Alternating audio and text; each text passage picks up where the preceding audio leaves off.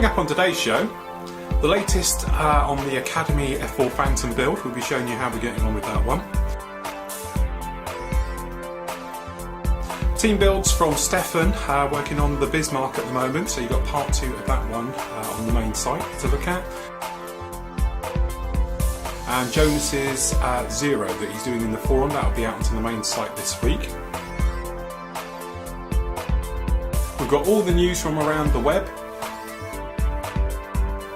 Reviews, we got Special Hobby has done the Maryland, this is the Mark 1/2 light bomber, and we've got Trumpeter's 1 to 350 scale HMS Eskimo kit to look at.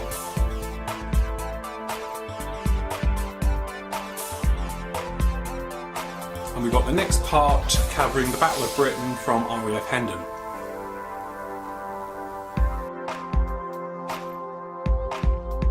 Hi, welcome to Flory Models. I'm Flory. Really busy week this week. Obviously, I'm trying to do 3 kits in the space of 2 weeks. We've got to this sort of stage. Okay, so I've still got 2 kits outstanding.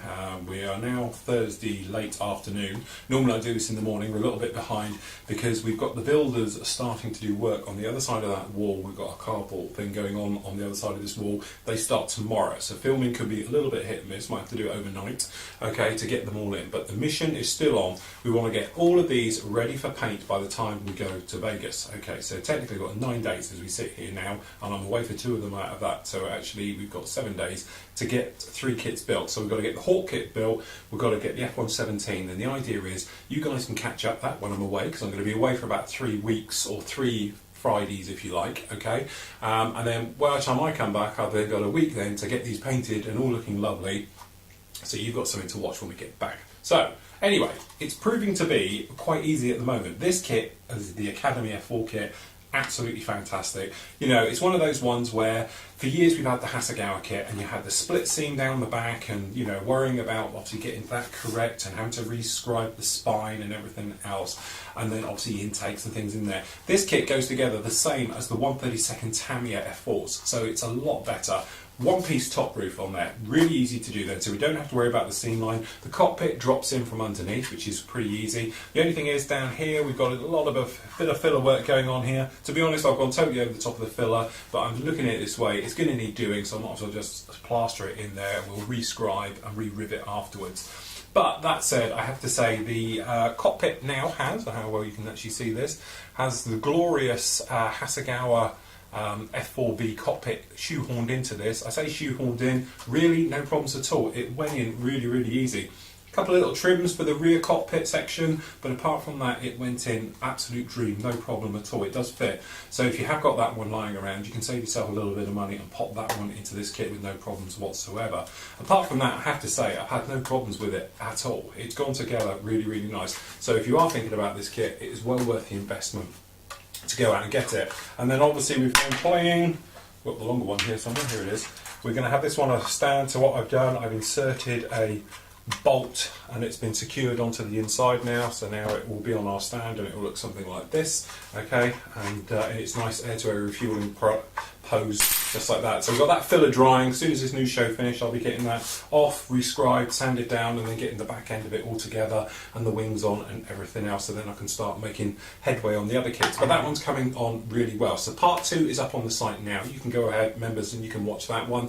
It talks about obviously getting the cockpit in. I'm really just bringing it all together just before, you know, we actually get the intakes on. So it's going to take you almost to this point, and then obviously next week it will be probably all built by then, okay? F117, to be honest, I've only just started on the cockpit a bit. I've been concentrating on that and on other things. So obviously what will happen is now over the weekend and next week I'm going to push heavily on with that, as well as doing the Revell Hawk as well. So we're going to have all 3 kits ready for you, so you can watch those builds whilst I'm away for 3 weeks, and then obviously when I come back we can get into paint and we can talk about painting black with the Revell Hawk going in gloss, and then obviously the F117 in some type of very, very dark flat greys and using browns with it in various hues as well to give it that sort of nice ram coloured paint system that those jets have. And then obviously we'll be doing the fantastic markings on the F4 as well, because we are doing it in sundowners, so it's that classic light gold grey with the white underside with the beautiful markings on it as well. So we've got loads to look forward to on those builds. As we're talking about builds and everything, the next part of Stefan's build is up on the site now doing the Bismarck. Thank you for all the feedback. Obviously I'll be passing it all on to him, to Stefan. He loves this. This is pretty what he does. Fantastically clear photos, easily to follow. So if you've ever thought about building ships and you want to follow on with a photo build, have a look at that one. Same time, one of the other guys in the team, Jonas, he has been working on the Zero. Again, beautifully photographed and shown. He's just doing a little bit of re-editing and juggling with it, and that's a photo build, and that is going to be out on the main site as well today. So you can catch up with that one. Guys, if you're in the forum, obviously it's a little bit more further ahead, you can go in there and see that. As we talk about it, what we're going to do is we're going to move the team builds, these ones that are out on the main site, are going to have their own section in the actual forum, which will go up with my section, which is the Flory Models TV area, which talks about all the video builds so you can ask questions. They'll be in the same format as mine now, so they'll be easy to find. At the top of the forum, you can just look up Stefan's Bismarck build and it'll be right there, and then you can ask questions below it as you go through. So it's really easy to follow. As we speak, Hans will be probably making a start, or will be very soon, on the Hobby Boss 132nd Black Widow. You know Hans, he likes all his extras, and he's got lots of them for this particular kit. That'll be a photo build coming up very soon. And then obviously we've got Steve, he's got some great armour and various things coming along. He's going to have these coming out, so you're going to have all these great builds out on the main site. Standalones and questions in the forum and everything else like that. Dave's got something special planned with his as well, which can involve some lighting and things like that. So we'll talk about that a bit more closer to the time. And Marcus Jellyman, he is going to be doing a monster job on a certain helicopter, which is a very large project. Okay, so he'll be coming along with that one very shortly as well. So if you're wondering what all the team are up to, that's what they're doing. Okay, so in the news, we've actually got here is the Gripen. Now this Gripen is Kitty Hawk's next to be released. I'm not actually sure an exact date when it comes out, but certainly the actual Saab Gripen. Now I've been waiting for this since Italeri did the pre-production versions, which was nice kits, generally very basic, lacking in detail and everything else like this. But as you can see from these shots here, it looks absolutely fantastic. It should make up to be a really nice kit in 148. So Kitty Hawk definitely getting our thumbs up at the moment, because they're coming out with some great kits. We've got the mix coming out soon as well. Absolutely loving it, but certainly they seem to be filling in all those nice gaps, because obviously we've been waiting for things like a decent Gripen to come along, and all of a sudden we've got one. We're waiting for a Jaguar. We've got the Jaguar now, the French and the RAF one as well. So certainly they are doing some great work and filling in some nice gaps in the market. So congratulations to them, and let's hope they keep coming. Okay, so this week's reviews. First one up, we've got the 148 scale Special Hobby. This is the Maryland Mark 1-2 light bomber. Okay, now Special Hobby. I've seen some of their kits recently. We've reviewed them. Mixed media, so you get a little bit of everything in there, which is quite nicely done. The only thing you don't get particularly well is instructions. They tend to be very, very basic. But again, slightly different aircraft. You don't see this particular light bomber around very much. To be honest, I'm not a mass knowledge about this particular one, but it certainly seems to have French markings on here. So I don't know if this was transferred over to the RAF, but certainly with the line down it and the way that the number 2's done, looks more of the French style than certainly the RAF. So in the kit we have the obligatory instructions, which are, let's just say, basic in form. So obviously we've got your call-outs as you'd imagine, and we've got Hasegawa, the gun's colour call-outs down here, okay?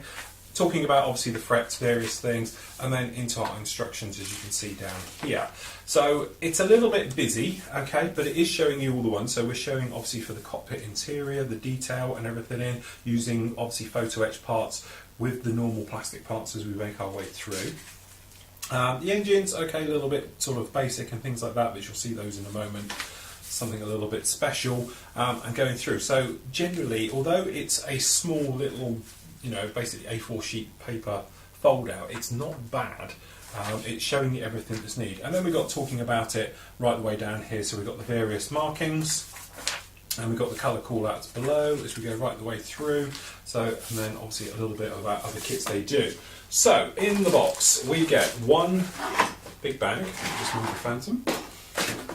We get one big bag in here like here, and then hopefully this will keep apart. So we can somewhat get it back. And then in here we have everything. We've got loose parts. Decals we'll look at in a moment. So, to start with, this is what we're on about being a little bit special. There we go, got some loose parts here. In our little bag of bits here, we have all the resin for this, which is great about the mixed media kits. So, right down here, if we have a look to see what we've got, this is what we're saying a bit special. We've got the actual resin engines, one-piece cast engines, and we've got a nice detail on those all round. It all looks quite symmetrical. We've got no visible air bubbles in this or any nasties you should be worried about. There's no huge amounts of flash or anything else on there, so that's quite nice. We've got, obviously, these are the cylinder pots off the top. Again, nice detail.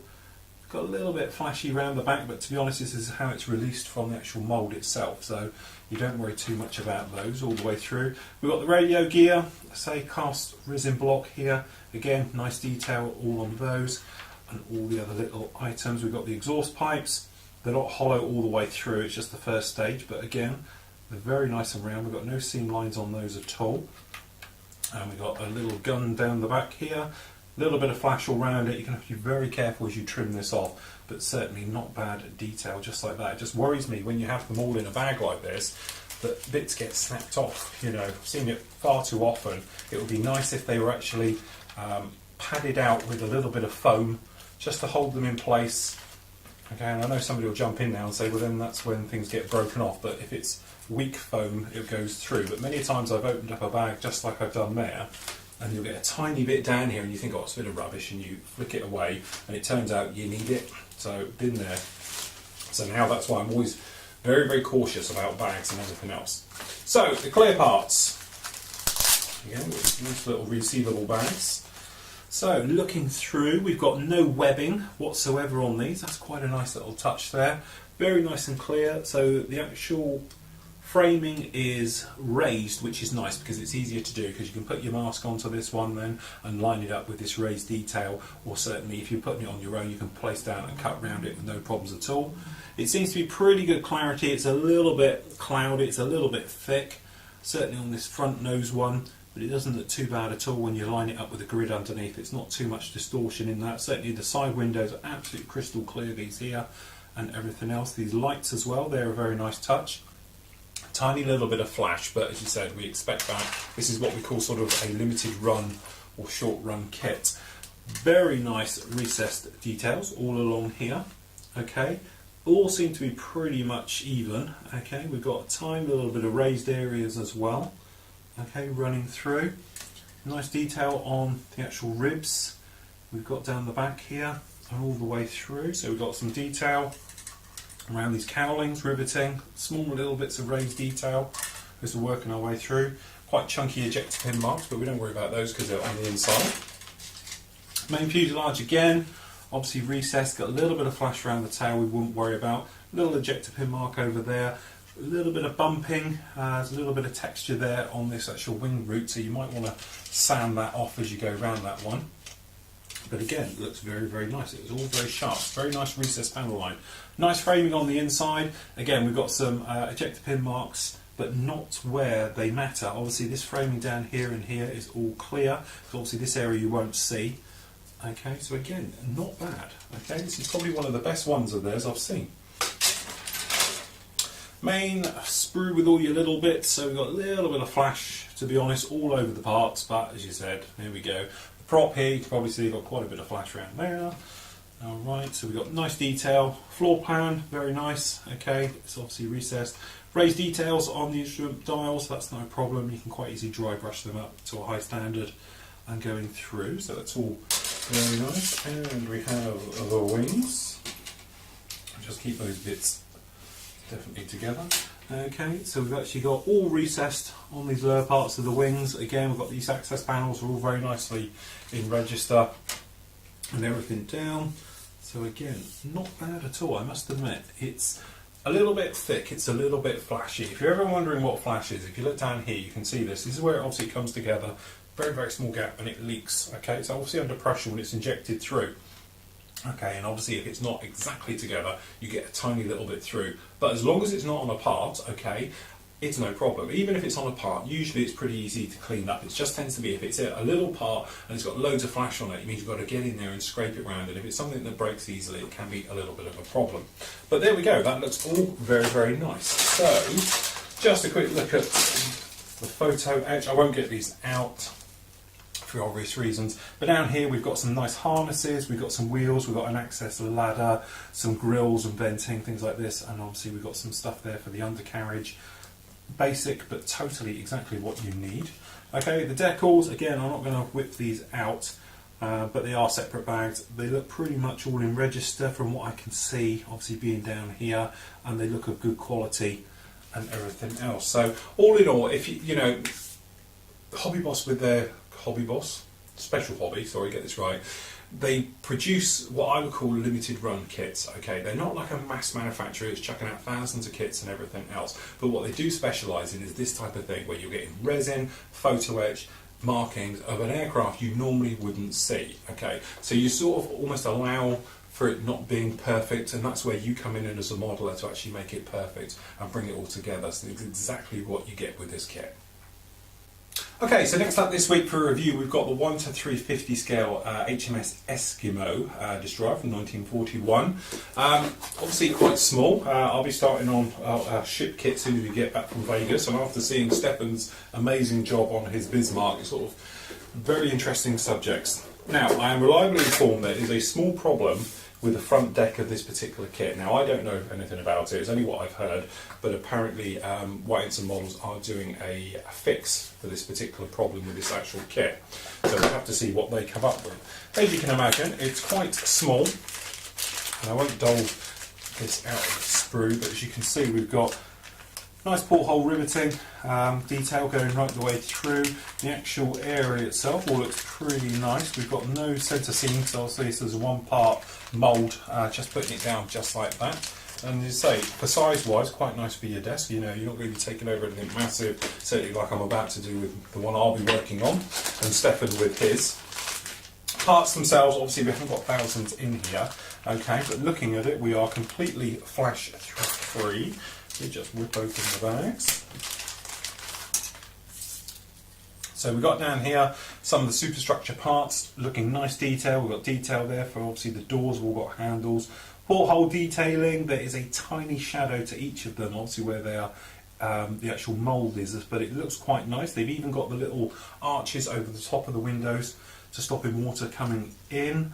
As I said, and obviously at this scale, you know, what you're going to get and what you can see and what you're after are a little bit sort of, you know, a little bit of give and take with the detail, because obviously injection moulding stuff this small comes a little bit of a problem. But we've got down here, it's quite nice touches here. We've got the boats, and this is the top half of the boat with the deck and everything separate, so you could paint them separate. So we've got this little launch just down here, but obviously going through, very, very small, but very, very nicely detailed.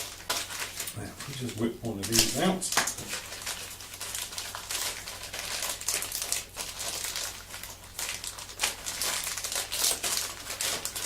Ooh. So we've got some little parts under here. I'm not going to pull these apart. Under these down here, it's obviously a second part, we've got tiny little guns. I'm not going to get them out, we'll keep them all covered over, but it looks like little pom-pom guns and things like that. Okay, working our way around, we've got no flash at all, which is quite nice and something smart. All these life rafts are very nicely detailed.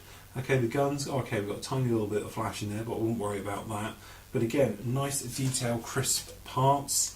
The ejection pins on these are very, very shallow. They have got them on them, but they're nice and shallowed in. It's not anywhere you would see either, working our way through.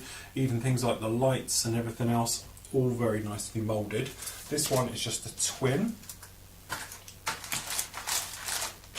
The top deck area here, I won't worry about getting this one out again. Nicely detailed for its scale and everything else. Okay, and other parts of the actual superstructures there, looking all very nice. Okay, I don't know, maybe the floor, the deck, maybe a little bit over scale, because obviously a plank, I don't know, do they have 3-foot planks? I don't know, it looks a little bit perhaps over scale on that. Okay, and then looking down, again, nice detail. More of these guns, the pom-pom guns on there, and railing and everything else. The smokestacks going through, there's no obvious problems or anything on this one. It's very, very nice. And then in here, we've got a nice little stand, okay, for putting on with a nameplate, which we'll spot in a moment, no doubt. And then in here, let's see what we get in here. If we can slip them out, usually you can. There we go. There's all the antenna work and the masts and everything else like that. Very nicely detailed. Again, no sign of flash, no mismolds, anything else like that. All generally in part. We have got a little bit of black residue on the parts though, and I'm assuming this is an actual release mould. And it does feel a little bit greasy to touch. So maybe what you want to do is, when you get this type of situation, is soak it in some soapy water, some dishwasher detergent, give it a little light rub with a brush. If you've got like a 2-inch brush tray, just give them a little light rub, obviously not pulling things off the sprue, just around, rinse it under plain water and leave them to dry, okay? Don't pat and dry or rub them, because all you end up doing is knocking bits off the sprue and snapping things and everything else like that. But what that'll help with is, when you come along then for your painting section and things like that, it will just help naturally with the paint on there, because when you have got this release mould, by its nature it is repelling everything. It's repelling itself from the mould, and then when you try and come along and put get this back in, if you then come along and try and put in your paint on there or your primers and things like that, then all it's going to do is literally just bead up and roll away, because it won't like sticking to it. Okay, decal, obviously not massive here. We've just got the number G75, okay, and then the ensign, we've got one straight and one in mid-flow.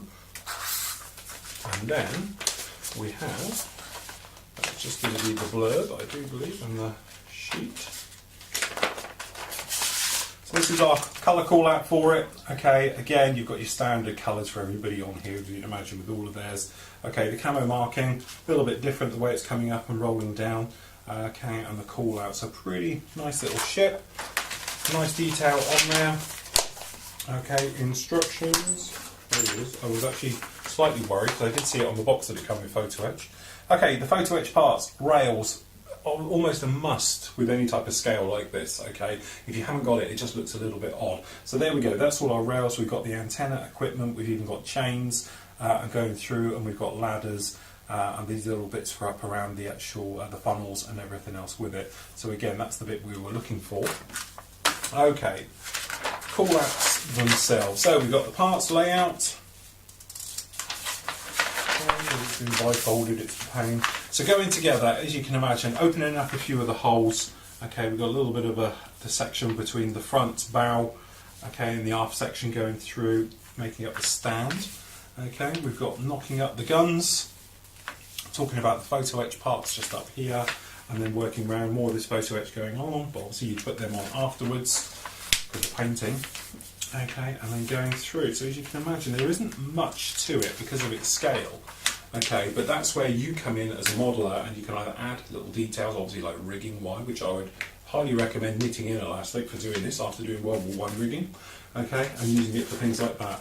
But as you can see, it's a very nice ship in a very nice scale. 1 to 350 I think is a lovely scale, unless you're doing an aircraft carrier, then it's far too big. But there we go, that's it. So that's the HMS Eskimo 1941. Okay, so that's about it for this week. As I said, I'm going to pile into these. As I say, 3 kits to build. Alright, it's not paint, but it's still putting them all together in 7 days. So join me next week, which will be our last news show before our trip to Vegas, to see if we actually manage to get it done. In the meantime, here's the next part from RAF Hendon. This is covering the Battle of Britain Hall, which has got some great German aircraft in there.